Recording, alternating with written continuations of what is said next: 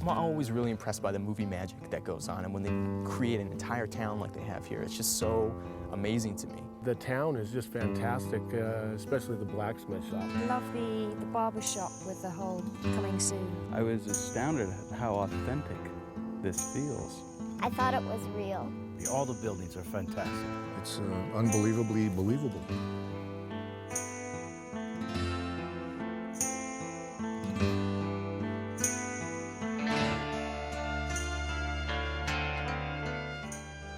Gunless is a period film, and so we've tried to be accurate, at least in terms of portraying this time in this area of the country.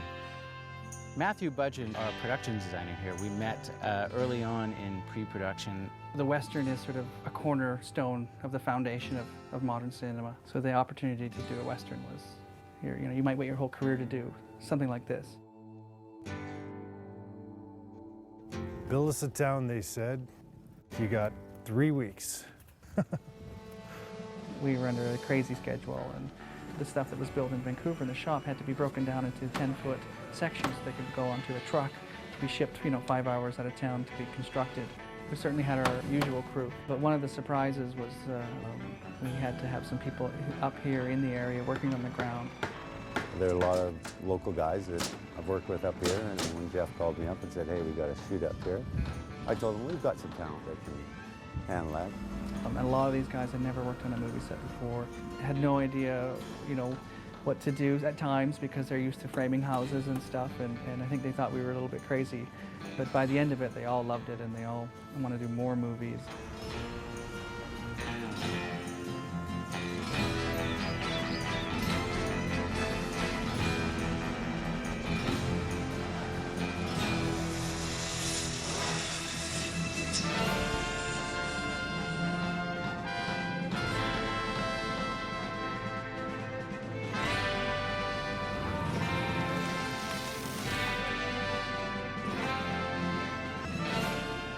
Looking at so much research, you start asking, well, why is it built like that? Why isn't it built like that? Like up in Canada, the windows are smaller because it gets colder, so you don't want to have as much heat coming out. Things tend to be a little bit smaller, a type of wood. It's rougher. I obsessed about the screws that were close to camera, that they were a flat screw, and I obsessed about the nails, and we tried to build things out of period-appropriate nails, using rough dimensional boards as opposed to plain boards. So those kind of details, absolutely, we lost our minds over. Parker and Payette, which of course is our main set in the town, which is a full build and certainly the most work interior-wise. It's a half saloon, a half general store, which I'm not sure if we've ever seen in any movie or a Western. If it's out there, I haven't seen it. That was certainly an interior that was a bit daunting for me. I thought, is this going to work? Are we going to buy this? Or are we just going to walk in and go, they didn't have enough money to build 2 buildings, so they put it in one, He did a tremendous amount of research, making sure everything was very true to history, but not just true to historical fact, but true to what people's expectations are of what an Old West town would look like. Why we put the school and the blacksmith on the other side of the street, playing with the genre. Normally you see everything sort of straight in a line. For some reason, for me, it just kind of gave it more of a circular feel as opposed to a straight feel.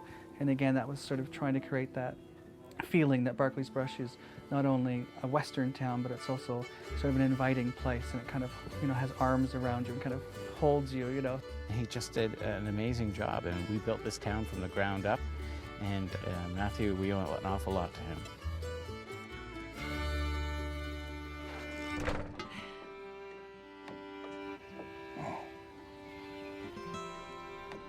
Look rather presentable yourself.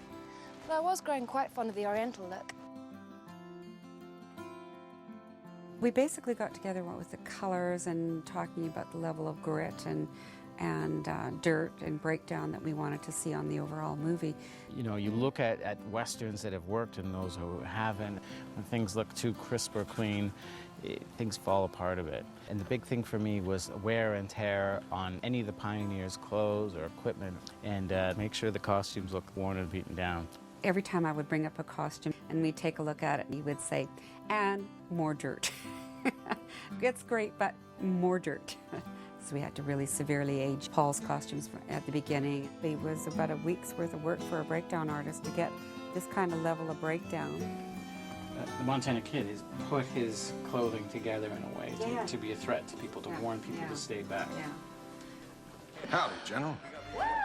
Oh, hello, Sean. Good that you could come. Aren't you looking right regal? You know, it's a particular breed of man to carry off an outfit like that. The Northwest Mounted Police, we wanted to get absolutely right, so we spent a bit of time researching that to make sure that it was correct. He was in a red uniform, dressed up as a Mountie. He looked even more like a Mountie than I did when I was a Mountie. I think he looks supposed to be more perfect.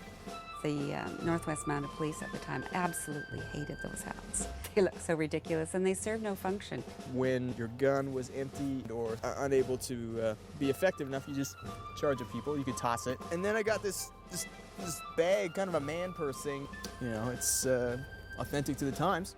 I always like to talk to the actors about their character and how they see it, if they're going to play it in the same way that I see it when I read the script. And I try and accommodate, if they have particular ideas about it, I try and work it into the costume. Like Sienna wanted pockets put in her skirts so that she could have a look that was kind of tough and a little mannish, and she wanted to wear a belt. So we worked that into the costume, and it worked for her.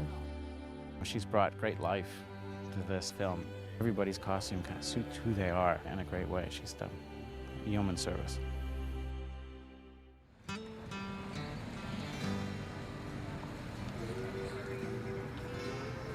Here we go. Now, what's the idea? How did he do that in real life? He would have started up. He would have gone to shoot me, and then the bullet would have taken my ear. Of course. It's great. It took about an hour to put on. We were able to actually tuck his earlobe up into his ear cavity and keep it there with adhesive. And then we were able to apply the prosthetic piece over that. How do I feel about it? It's hideous. Don't look at me. No, it hasn't been too uncomfortable, though it does create a kind of dullness and a bit of unbalance, which is fine for Ben Cutter. Well, I want to build a synagogue. That's what I want to do. That's my thing. That's your vision. Where's the synagogue? Why are there no Jews in like restaurants? What's going on? Well, there's this. You got to come back to jail. Talk. And Callum came on the first day, and he seemed to really enjoy the process. And I have to tell you, his ear looks plenty shot off. It looks really great. I'm a stickler for detail. This was an era when women worked outside and had a lot of physical work to do, and so did the men.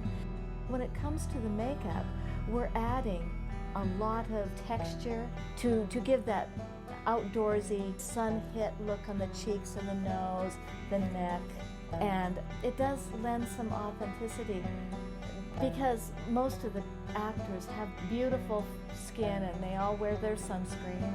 We got to take these wussy hands of Callum's and make them man hands. Get out of my eye. For certain characters, we really made sure that the hands were working men's hands, and even the ladies. I have never worked with such a wonderful, loving group of performers. I could not have asked for a better experience, and this is going to be one that I'm going to have very, very, very fond memories of.